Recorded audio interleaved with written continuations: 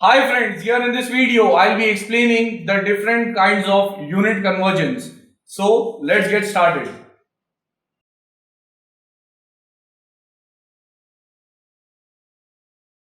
Now in this video I'll be explaining all the kinds of unit conversions which we normally face in our different subjects. So starting with 1 meter, it is equal to 1000 mm, which can be written as 10 raised to 3.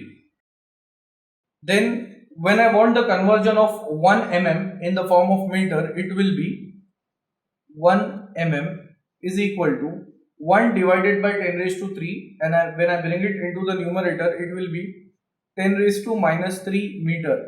That is, if you want to convert mm into meter, then multiply by 10 raised to minus 3. If you want to convert meter into mm, multiply by 10 raised to 3. So these are the conversions I am highlighting.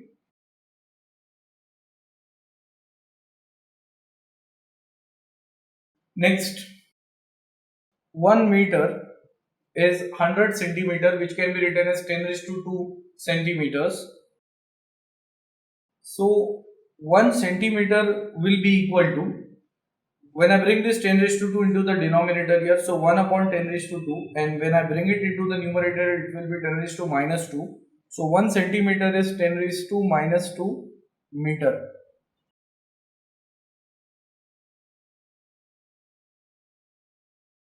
So if we want to convert a meter into centimeter, multiply by 10 raised to 2. And if we want to convert 1 centimeter into meter or centimeter into meter generally, multiply by 10 raised to minus 2. Next,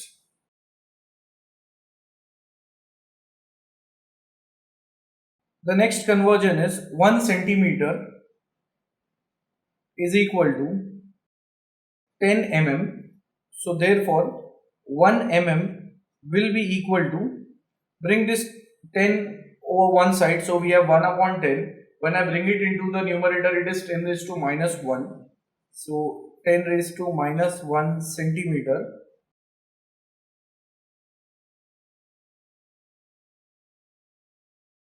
So therefore it means when we have to convert centimeter into mm, multiply by 10. If we want to convert mm into centimeter, multiply by 10 raised to minus 1. Next, force is basically mass into acceleration, and the unit of mass is in terms of kg. Acceleration is meter per second square. So the entire term, that is kg meter per second square, it is 1 Newton force. It means 1 kg when multiplied with 1 meter per second square gives us the answer in terms of Newton. So that is the unit of force, that is 1 Newton. Now, when we have 1 kilonewton, 1 kilonewton is equal to 10 raised to 3 Newton or 1000 Newton.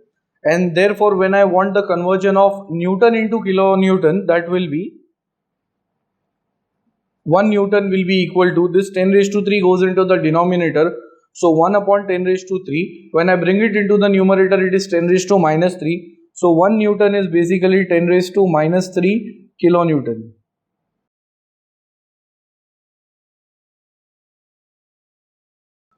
That is, if you want to convert kilonewton into Newton, multiply by 10 raised to 3. And if you want to convert Newton into kilonewton, multiply by 10 raised to minus 3. Next, if we have 1 meganewton, mega, it means 10 raised to the power 6. So we have 10 raised to 6 Newton. And therefore, when I want to convert Newton into meganewton, bring this 10 raised to 6 in the denominator. So 1 upon 10 raised to 6. When I bring it into the numerator, it is 10 raised to minus 6.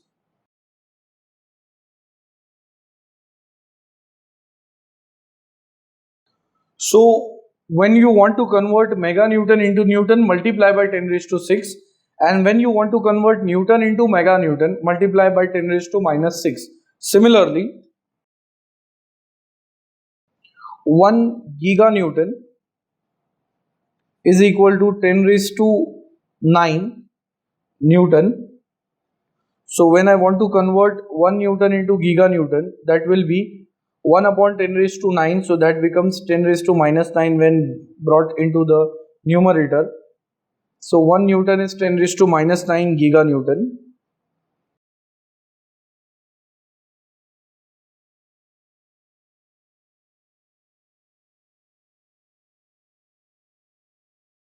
Then the next conversion is when we have 1 kg mass, that 1 kg mass is equal to 1000 gram. So it is 10 raised to 3 gram. So when we want to convert gram into kg at that time, 1 gram will be equal to 1 upon 10 raised to 3. When brought into the numerator, it is 10 raised to minus 3 kg.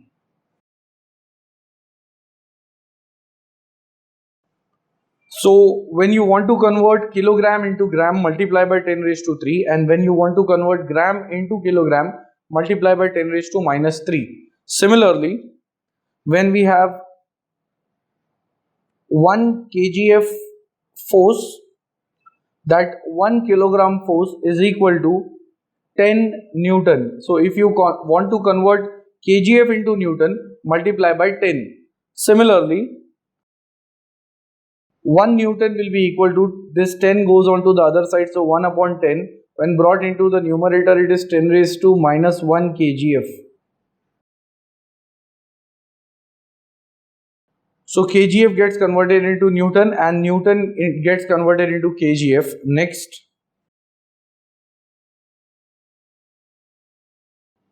now suppose if we have a unit of 1 Newton per meter square, and I want to convert this unit in terms of Newton per mm square. So for that case, 1 Newton is there into the numerator. Meter is 10 raised to 3 mm, so it is 10 raised to the power 3 mm, and we have square of this meter, so square of this entire term, and then it will be 1 Newton upon 10 raised to 6 mm square. This 10 raised to 6 comes into the numerator, so we have 10 raised to minus 6 Newton per mm square.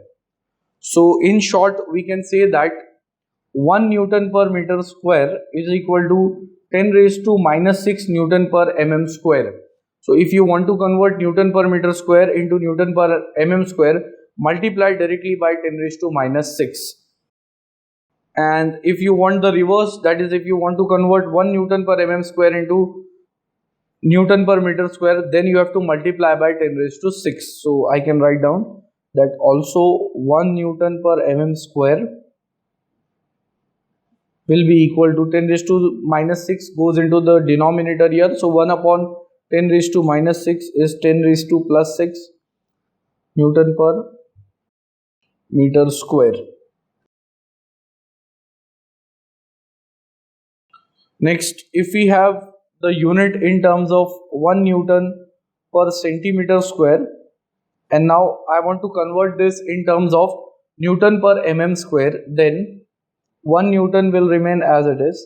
1 centimeter is 10 mm, so we have 10 mm and square. So therefore it will become, here we have 10 square, so 10 raised to power 2. When brought into the numerator, it is 10 raised to minus 2 Newton per mm square. And these are the units, like for example, it is force per unit area, so it can be the unit of pressure or it can be the unit of stress. So we have 1 Newton per centimeter square as 10 raised to minus 2 Newton per mm square. Similarly, 1 Newton per mm square will be, this 10 raised to minus 2 goes into the denominator, so 1 upon 10 raised to minus 2 when brought into the numerator is 10 raised to 2 Newton per centimeter square.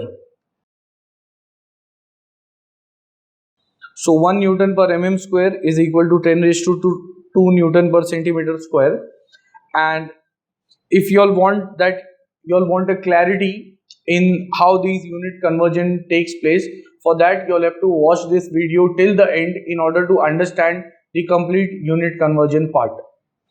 Now next, similarly, when I want to convert 1 Newton per centimeter square, it is 10 raised to minus 2 Newton per mm square, and 1 Newton per mm square is 10 raised to 2 Newton per centimeter square. Then after that, if suppose we have 1 kilopascal, now 1 kilo it means 10 raised to 3. Pascal is Newton per meter square, that is 1 Pascal. So therefore it is 10 raised to 3 Newton, and I want to convert 1 kilopascal in terms of Newton per mm square. So 1 mm is 10 raised to 3, 1 meter is 10 raised to 3 mm, the whole square.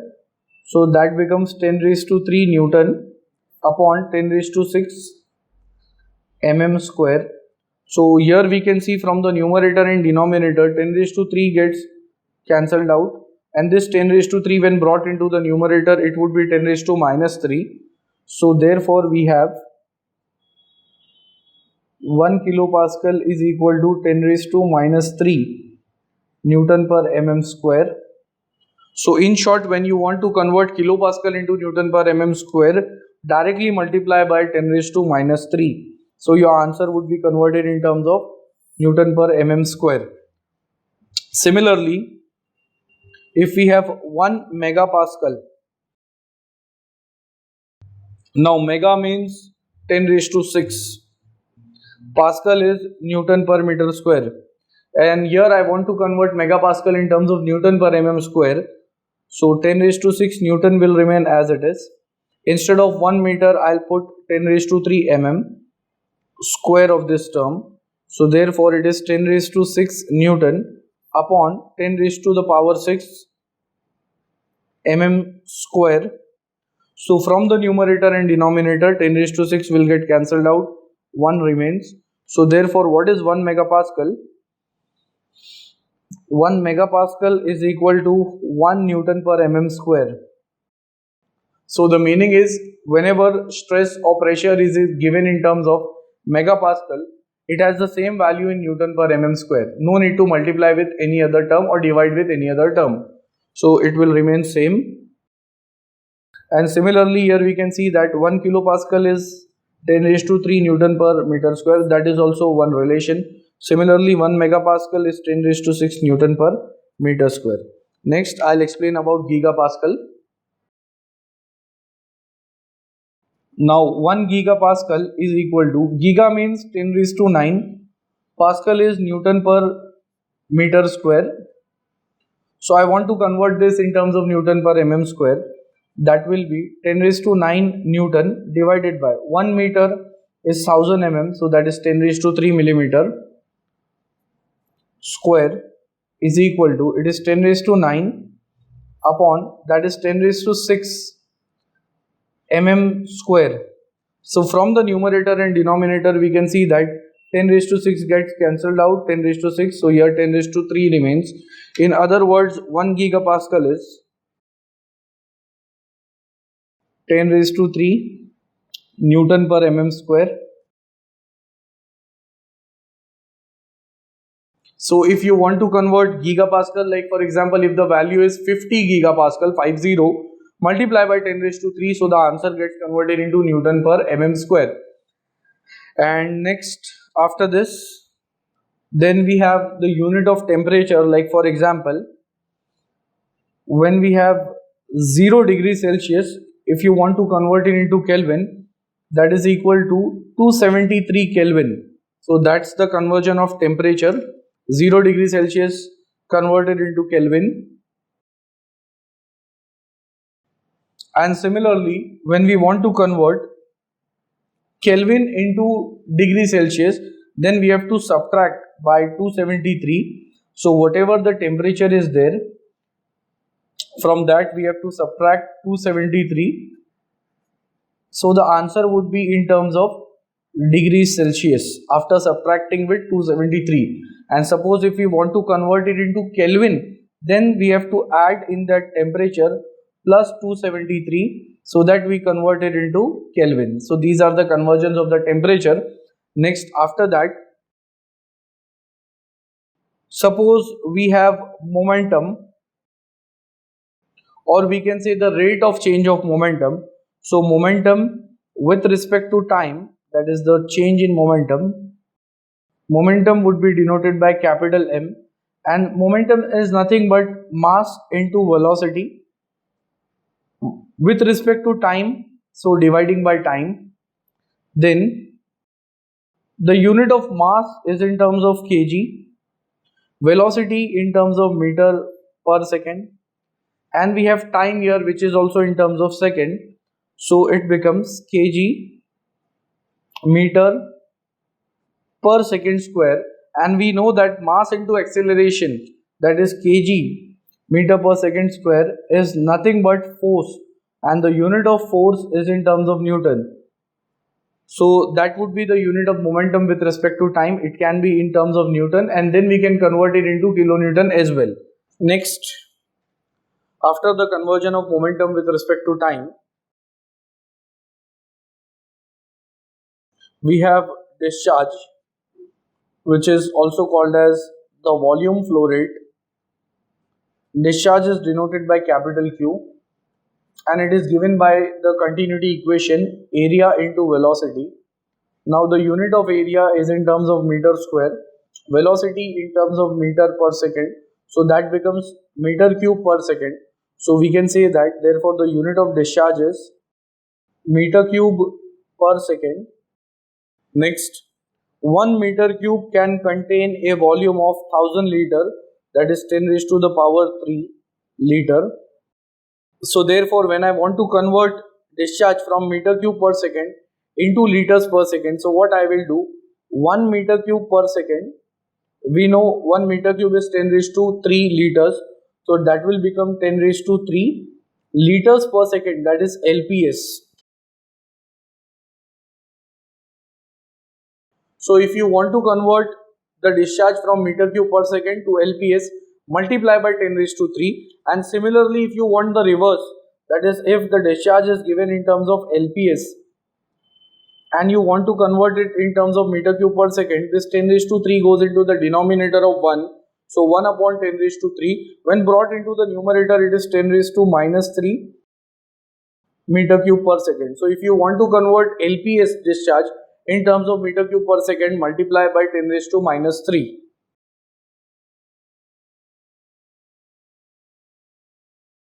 And therefore 1 liter would be 1 liter will be equal to 10 raised to 3 goes into the denominator, so 1 upon 10 raised to 3 brought into the numerator, it is 10 raised to minus 3 meter cube.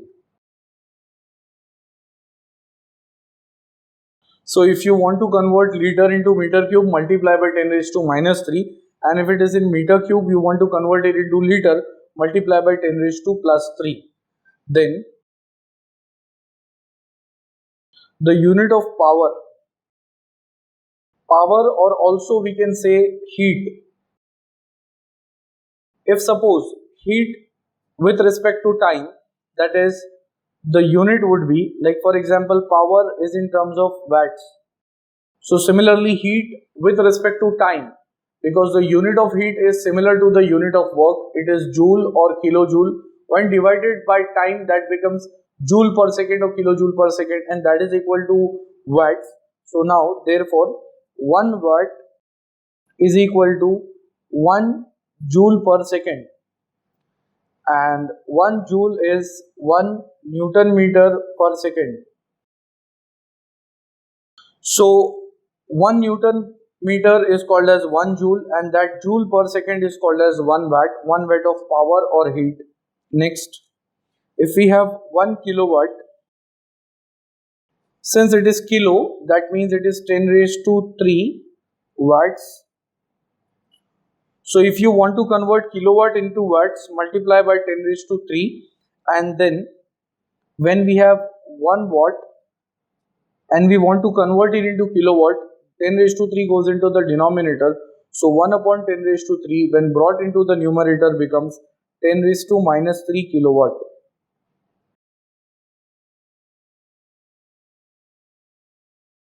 Then if suppose we are having a unit of 1 megawatt, 1 megawatt is equal to 10 raised to 6 watts, or in other words we can say it is 10 raised to 6 joule per second, or 10 raised to 6 newton meter per second. And therefore 1 watt, when I want to convert it into megawatt, that will be 1 upon 10 raised to 6. When brought into the numerator, it is 10 raised to minus 6 megawatt. So when you are converting 1 megawatt into watt, multiply by 10 raised to 6. And if you are converting 1 watt into megawatt, multiply by 10 raised to minus 6. That you have to remember. So watt will be converted into megawatt. Similarly, if you have gigawatt, that is 1 gigawatt is equal to 10 raised to the power 9 watts. So therefore 1 watt will be 1 upon 10 raised to the power 9. When brought into the numerator, it becomes 10 raised to minus 9 gigawatt.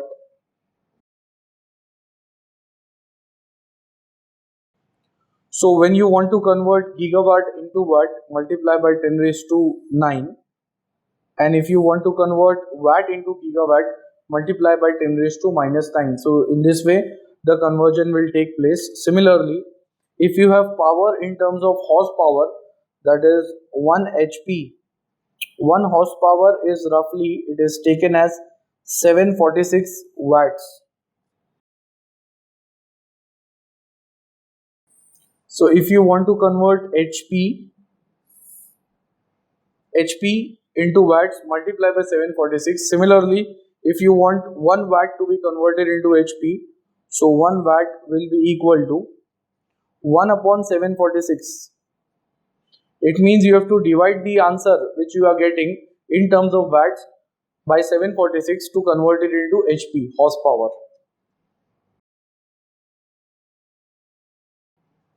Then we have 1 joule. 1 joule may be the unit of heat, it can be the unit of energy as well. Now 1 joule is 1 Newton meter. That is how much energy is used to cover a distance of 1 meter by applying a force of 1 Newton. So that is nothing but 1 joule, and therefore 1 kilojoule will be equal to kilo, that is 10 raised to 3 joule. Next, if I want to convert joule into kilojoule, so 1 joule would be equal to 1 upon 10 raised to 3 brought into the numerator becomes 10 raised to minus 3 kilojoule. So the conversion is basically 1 kilojoule is 10 raised to 3 joule and 1 joule is 10 raised to minus 3 kilojoule. So multiply by 10 raised to minus 3, you'll get the answer in terms of kilojoule if you have it in terms of joule. Similarly, for megajoule, 1 megajoule is equal to 10 raised to 6 joule, and therefore if you want to convert joule into megajoule, 1 divided by 10 raised to 6 brought into the numerator, it comes out to be 10 raised to minus 6 megajoule.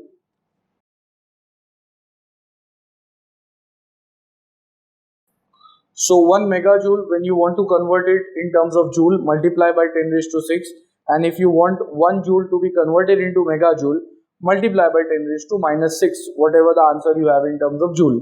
Next.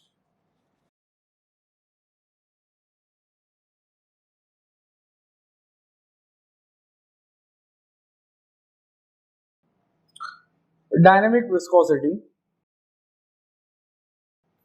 also called as viscosity, denoted by mu. Now dynamic viscosity, it has a unit of Newton second per meter square, and 1 Newton, we know, I'll write it over here, the conversion. 1 Newton can be written as, it is kg meter per second square, so kg meter per second square, that is in terms of Newton, or in place of Newton I have written this entire term. It is corresponding to 1 Newton force. Then apart from this we also have second, and in the denominator we have meter square. So basically what happens here is second and second will get cancelled, so 1 second remains. Meter and meter will get cancelled, so 1 meter remains.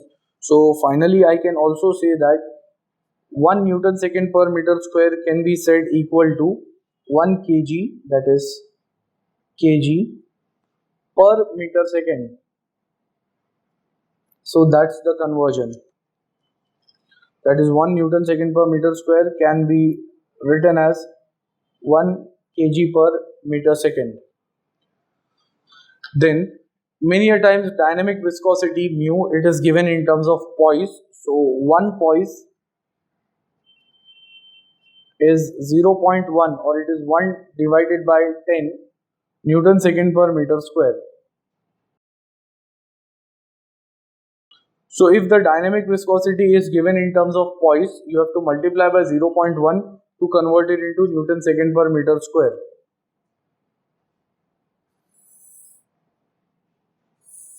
Suppose if the value is 50 poise, multiply by 0.1, that comes out to be 5 Newton second per meter square. Similarly, we have another viscosity which is called as kinematic viscosity, denoted by nu, and the unit is meter square per second. And many a times it may happen that kinematic viscosity may be given in terms of Stokes. So 1 Stoke is equal to 10 raised to minus 4 meter square per second. So when you want to convert Stokes in terms of meter square per second, so you have to multiply by 10 raised to minus 4. That is the SI unit of kinematic viscosity. Then after that, the unit of density, denoted by rho. Density is mass upon volume. So the unit of mass is kg, volume in terms of meter cube, so kg per meter cube. That is the unit of density. Now if we want to convert it into gram per centimeter cube, then it would be 1 kg, we know it is 10 raised to the power 3 gram. In place of meter, I'll write down it is 100 centimeter, that is 10 raised to 2 centimeter, taking the cube of this term. So therefore 1 kg per meter cube is equal to, here we have 10 raised to 3 gram, and in the denominator we have 10 raised to 6 centimeter cube. So from the numerator and denominator, 10 raised to 3, 10 raised to 3 gets cancelled, here 3 will remain. So we have 1 upon 10 raised to 3, when brought into the numerator it is 10 raised to minus 3. So therefore 1 kg per meter cube is equal to 10 raised to minus 3 gram per centimeter cube. So that is the conversion of the density. Similarly, if you have 1 gram per centimeter cube, 10 raised to minus 3 goes into the denominator, that becomes 10 raised to plus 3. So 1 gram per centimeter cube will be equal to 10 raised to 3 kg per meter cube. Then after that,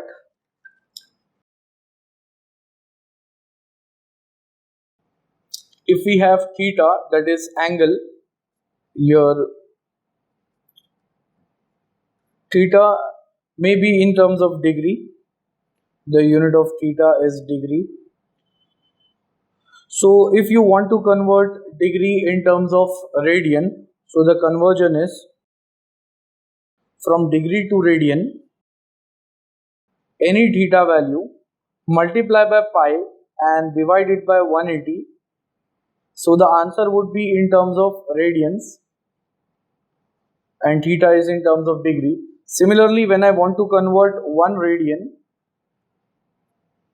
into degree, then it is the reverse. So theta would be in terms of radian, and then I have to multiply by 180 and divide by pi, the reverse, to get the answer in terms of degree. So that is the conversion of theta from degree to radian, and here it is from radian to degree. Next, after converting theta in terms of radians and in terms of degree, the next conversion is, suppose we have moment of inertia. Now moment of inertia would be having a unit of mm raised to 4. So when I want to convert this in terms of centimeter raised to 4, then it would be 1 mm. We know that 1 mm is 10 raised to minus 1 centimeter raised to the power 4. So therefore 1 mm raised to 4 is 10 raised to minus 4 centimeter raised to 4. So that means if we want to convert mm raised to 4 in terms of centimeter raised to 4, multiply by 10 raised to minus 4. Similarly, the reverse case is also possible. That is, if we have moment of inertia in terms of centimeter raised to 4, and when we want to convert it into mm raised to 4, this 10 raised to minus 4 goes into the denominator. So 1 upon 10 raised to minus 4 brought into the numerator, that becomes 10 raised to plus 4 mm raised to 4. Then if we want to convert 1 mm raised to 4 in terms of meter raised to 4, then 1 mm is 10 raised to minus 3 meter raised to the power 4. So that becomes 10 raised to minus 12 meter raised to 4. And similarly, if we have the moment of inertia in terms of meter raised to 4, 10 raised to minus 12 goes into the denominator. So 1 upon 10 raised to minus 12 brought into the numerator, it is 10 raised to plus 12 mm raised to 4. So that is the conversion of moment of inertia. Similarly, when we have the formula of power is in form of watts, and the formula is given by 2 pi nt upon 60, where n is the rpm, t is the torque. So this power need to be in terms of watts, and remember, whenever we are keeping the power in watts, the torque over here, it should be in terms of Newton meter. Now suppose if we have a torque which is in terms of 1 Newton mm, and I want to convert this in terms of Newton meter, then 1 Newton will remain as it is. Instead of mm, we know 1 mm is 10 raised to minus 3 meter. So multiplying with 10 raised to minus 3. So that means if we have 1 Newton into mm, we have to directly multiply by 10 raised to minus 3 to get the torque in terms of Newton meter. And when this torque is put into the equation of power, the unit would be in terms of watts. So remember that while you are calculating power, see that torque should be in terms of Newton meter, and this is the conversion which I have shown over here. Next, if we have force into velocity, the unit of force is in terms of Newton, the unit of velocity in terms of meter per second. So Newton multiplied by meter into the numerator, this is called as joule, and joule per second is called as watts. So the product of force into velocity gives us the unit as watts. And how to convert this into kilowatt, that also we have seen. So these were some of the basic conversions which we see in different subjects of engineering, and I've tried to make it as simple as possible.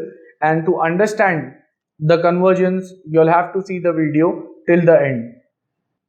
At the end, if you'll find my videos helpful, you can like, share, comment and subscribe our channel and share it amongst your family and friends. Thanks for watching.